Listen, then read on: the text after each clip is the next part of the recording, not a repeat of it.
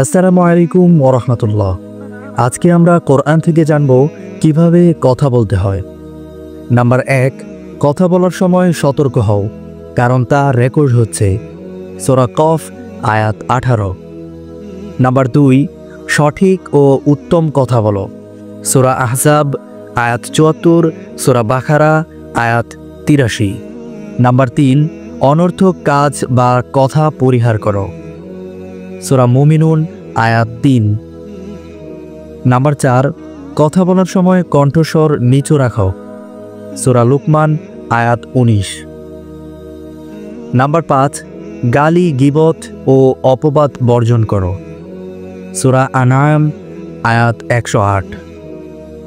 Number 6, নরম ভাষায় মানুষকে উপদেশ দাও। সূরা তহা আয়াত 44। নাম্বার 7, অজ্ঞদের সাথে তর্কে জড়িও না। সূরা ফুরকান আয়াত 63। নাম্বার 8, সত্য মিথ্যা মিশ্রিত কথা বলো না। সূরা বাকারা আয়াত 42।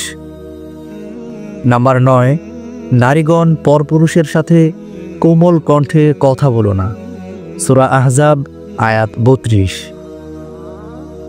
নাম্বার 10, হে ঈমানদারগণ, নিজেদের কথার সাথে কাজের মিল রাখো।